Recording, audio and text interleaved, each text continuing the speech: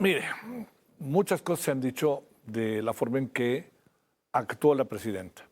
Yo le diría, primera gran noticia, la presidenta sí iba. El pasado presidente no iba, ¿no? O se mantenía alejado, porque nosotros no somos como los de antes. Hay que ir, hay que estar ahí, para la gente es importante, a pesar de lo que vivió la presidenta, ¿no? Segundo, la actitud que asume la presidenta es lo que se convierte hoy en el tema de si debió haber pedido silencio, si no silencio, si se haber sentado, escuchado tranquilamente, si era posible, no es tan fácil, pero ahí están las dos vertientes.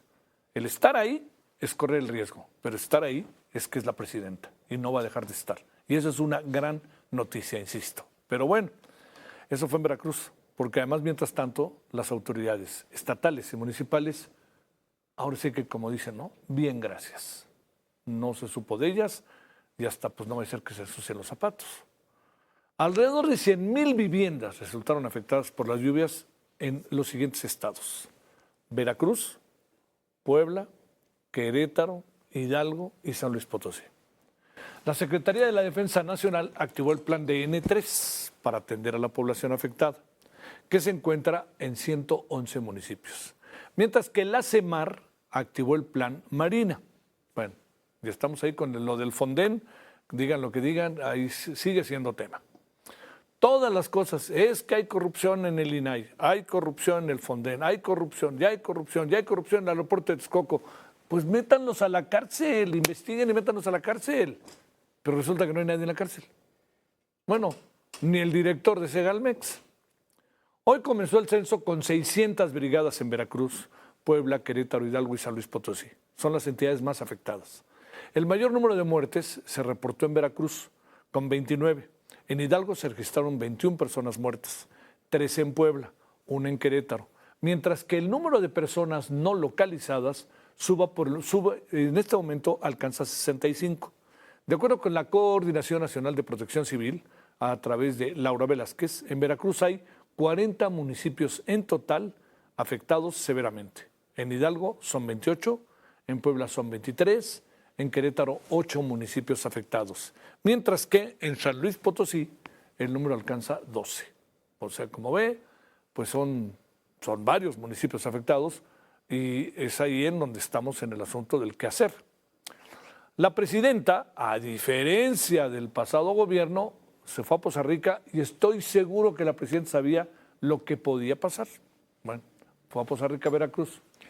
Supervisó en la medida en que pudo los daños ocasionados por las recientes inundaciones y coordinar las acciones de auxilio con autoridades estatales y municipales. Sheinbaum Pardo fue recibida no muy bien, que digamos. Es lógico. Vea usted lo que pasó y vea usted, no hay seguros, no pagan el seguro. El presidente municipal dijo que iban a crear un dique para que no se desbordara el río, no lo acabó gastando, no se sabe ni dónde quedó el dinero, en fin. Bueno, la presidenta intentó calmar como pudo, incluso descendiendo de la camioneta de la Marina. Pudo decir solamente unas palabras ante la insistencia y reclamos de la gente. Este día la presidenta ha continuado su gira por los estados afectados. En Querétaro, en donde las cosas fueron, la verdad, que distintas, también porque, pues ni hablar, sé que no les va a gustar, pero ahí el gobernador estaba en primerísima fila, a diferencia de lo que estamos viendo. De igual manera, la presidenta Sheinbaum defendió la eliminación, no más faltaba, del Fideicomiso Fondo de Desastres Naturales, el Fonden. Señaló que durante sexenios pasados se operaba con protocolos excesivamente burocráticos. Se pudieron haber cambiado, que propiciaron actos de corrupción y desvío de recursos para beneficiar a allegados. ¿Por qué no se actúa? Como dice la presidenta, pues denuncien, ¿no? Recordemos que López Obrador sustituyó este fideicomiso por una partida presupuestal directa para emergencias, con el fin de agilizar a damnificados y evitar malos manejos. De acuerdo con la presidenta del Gobierno Federal, cuenta este año con 19,000 millones de pesos para la atención de desastres naturales, de los cuales ya se utilizaron 3,000 millones para atender las contingencias en Guerrero y en Oaxaca. Bueno, si es así, la verdad que me parece más que bien, ¿no? Todo esto. Bueno, Roel Ayala Mata, Roel Ayala Mata, es integrante, meteorólogo, integrante de las maestrías de gestión de riesgo y protección civil y de gestión ambiental del Centro Universitario México. Bueno, Roel, como siempre, gracias por tu tiempo. ¿Cómo has estado? ¿Me escuchas, Roel? No te estoy escuchando bien. ¿Quieren ver ahí en la cabina, por favor, si podemos tener bien la llamada? Roel, ¿ahí me escuchas mejor? Fuerte y claro. Claro, muy bien, gracias. A ver, hay versiones de que no se sabía que iba a ser tan fuerte. Me acordé otra vez de Acapulco, Roel. Pero también hay versiones de que sí se fue sabiendo y hubo una ruta crítica minuto a minuto de que iba a ser fuertísima la lluvia. En un primer momento, ¿de esto qué piensas, Roel? Sí, efectivamente, Javier, incluso coincidimos con el pronóstico el día miércoles. Incluso parte de la información meteorológica que elaboramos aquí en el estado de Guerrero lo pusimos todavía una línea de vaguada, una zona que presenta presión atmosférica más baja que la que le rodea y que estaba en la parte sur del Golfo de México con un desplazamiento hacia el oeste, es decir, acercándose a la costa media del estado de Veracruz, en que el uso tenía la probabilidad de intensificarse a un sistema de baja presión y que el viento estaba, valga la expresión, adelantando la nubosidad generada por este sistema, lo que estaría incrementando su formación en la Sierra Madre Oriental. Una cosa que efectivamente se dio, incluso las precipitaciones comenzaron a darse en la parte sur media de Veracruz, culminante con Oaxaca, e incluso en el Valle de México, en el Estado de México, parte de esa nubosidad llegó incluso aquí al Estado de Guerrero, y efectivamente cuando pues entró prácticamente a tierra, se incrementó significativamente esta formación nubosa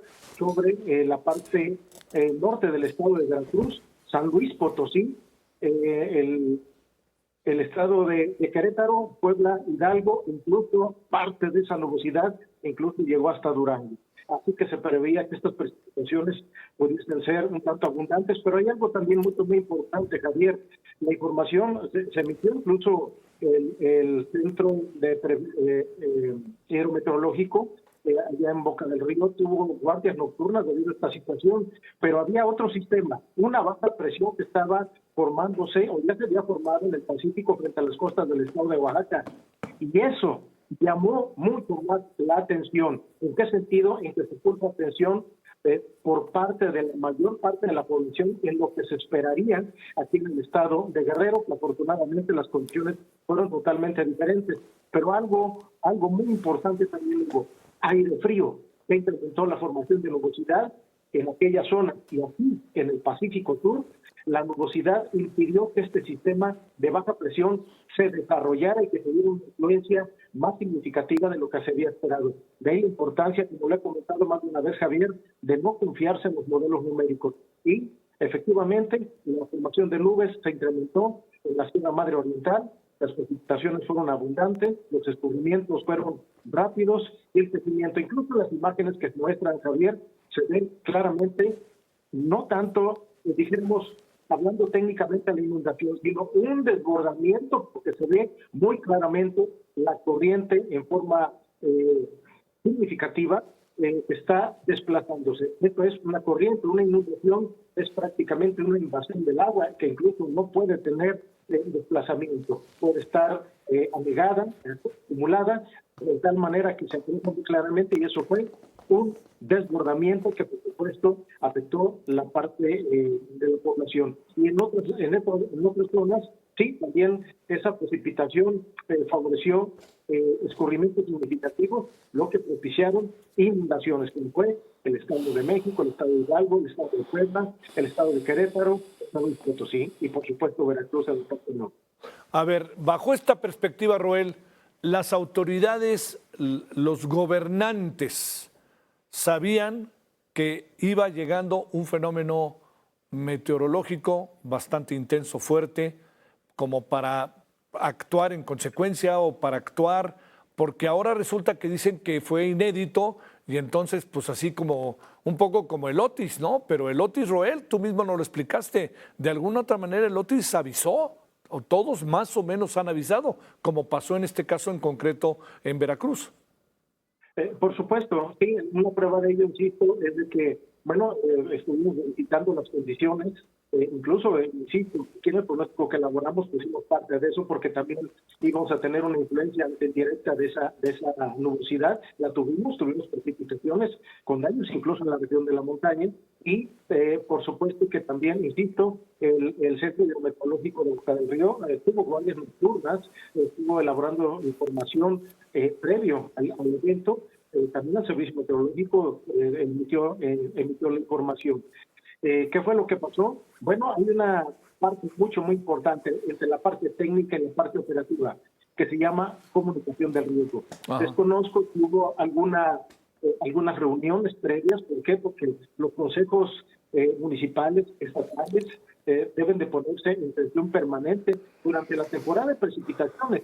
Justamente para eso son los pronósticos climatológicos estacionales, para poder prever en forma general qué condiciones podrían tenerse. El monitoreo constante de las condiciones permite echar a andar, valga la expresión, estos consejos que van a permitir tomar las acciones preventivas y, por supuesto, en el caso de que rebase la capacidad, también tomar acciones en el caso de una situación de urgencia o emergencia. Si es que alguien informó mal entonces, porque la presidenta dijo que no se tenía información de que fuera a ser tan fuerte. Ya nos estaba avisando que iba a ser muy fuerte, Roel. Bueno, entonces, en este contexto, ya nos mencionó esa condición, pues estaba prevista. Anteriormente había comentado, Javier, de que debemos de aprender de las lecciones, hablando del Estado de Guerrero, por lo que habíamos tenido. Incluso mencioné, creo que ya es mucho tiempo de estar aprendiendo y ya debemos de ponernos pues a trabajar en la condición de la prevención. De tal manera que, pero también hay algo importante, ni poco ni demasiado. Es decir, ¿qué es lo que ha pasado? Y lo voy a mencionar aquí en el Estado de Guerrero, no como un señalamiento, sino como una lección que tenemos que aprender. Muchas veces cuando cometemos un error, tratamos de enmendarlo, exagerando muchas veces la prevención para no volverlo a cometer. Claro. De manera que se ha saturado en muchas verificaciones con la información y no ha pasado tal cosa. Prueba está aquí en el Estado de Guerrero. Claro, la gente ahora pone atención, pero también esa parte que cometimos el error, y me incluyo también, en el sentido de poner una enmienda en este error. Pero, insisto, creo que la mayor parte de la población estaba viendo hacia el Pacífico, esperando ese acontecimiento que no se dio en cuestiones meteorológicas diferentes. Y no se puso tanta atención en aquella zona. La información, insisto, se elaboró, se emitió, pero algo debió haber ocurrido en la comunicación del riesgo. Y esto es de suma importancia. ¿Por qué? Porque no debemos de tomar a la ligera una condición de alertamiento o un pronóstico meteorológico, porque para eso son los monitoreos. Muchas de las veces los eventos meteorológicos, Javier, son hasta cierto punto predecibles, a diferencia de los heroicos sismos, por supuesto. Entonces, aunque sea con algunas horas, nos da la oportunidad de tomar alguna acción, por lo menos preventiva. No vamos a detener el evento, pero sí podemos tomar algunas medidas en el sentido de proteger la integridad física de las personas. Oye, y de nuevo, Roel, pues nos empezamos a dar cuenta lo que no se hizo y se dijo que se iba a hacer, que se iban a poner un dique para el río Cazones, que si lo que pasa es que se desbordó un poquito, pero luego ya volvió a la normalidad y resulta que creció 8 metros o algo así, ¿no? En cuanto a profundidad.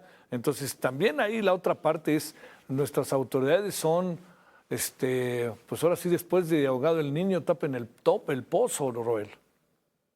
Javier, hay algo importante. Los atlas de riesgos deben de tener una revisión constante y una actualización. Y, por supuesto, insisto, la gestión de riesgos sirve para eso, para tomar medidas preventivas, es decir, la aplicación de la protección civil. De tal manera que estos análisis que se tienen con estos monitoreos permiten acondicionar los atlas de riesgos. Y en todo caso, los planes para cada evento perturbador, para eso son, por eso cada inicio de temporada se lleva a cabo una reunión para prever qué condiciones en forma general pueden presentarse y planear. Pero la otra también, las medidas preventivas no nada más son en el ámbito de los documentos, sino también en las obras, en el sentido de mitigar los efectos de los eventos perturbadores. Insisto, no nos vamos a detener, pero por lo menos mitigar los efectos que pueden tener sobre la población, sus bienes y el entorno. Bueno, Roel, ahora sí que de repente como que 2 veces caer, porque después, uno supone, como bien dices, lo que uno aprende, Roel. Yo siempre he pensado que lo de Acapulco tan fuerte en todos los sentidos, ¿no? Pero pues uno dice, pues ahí debimos haber aprendido muchas cosas. Pero pues lo único importante ahora hay que reconocerlo fue la presencia de la presidenta en la zona, que cambia mucho la dinámica y además concentra la atención en la zona. Pero de ahí en fuera también entramos en un toma y daca con los ciudadanos en su hartazgo, en su enojo, en su encono, pues todo lo que forma parte de la condición de la vida, ¿no, Roel? Por supuesto, yo entiendo la situación de la población y lo hemos visto en cualquier lado. Claro, claro. Pero bien, antes hay mucho que hacer. Sí. La gestión de riesgos, la protección civil, las medidas de prevención no es nada más del gobierno, es una participación conjunta. Hay mucho que hacer, pero se necesita la participación de todas. Y Javier, hay un refrán que se utiliza, que mencionábamos mucho cuando se hacían los foros de predicción climática, de ahí la importancia de que se vuelvan a hacer y sean itinerantes a lo largo de la República. ¿Qué es lo que menciona este refrán? Un pronóstico meteorológico perfecto es perfectamente inútil a menos que cambie una decisión y una actitud. Así es. Roel, te mando un gran saludo y gracias que estuviste con nosotros. Buenas noches. Al orden, Javier. Excelente noche.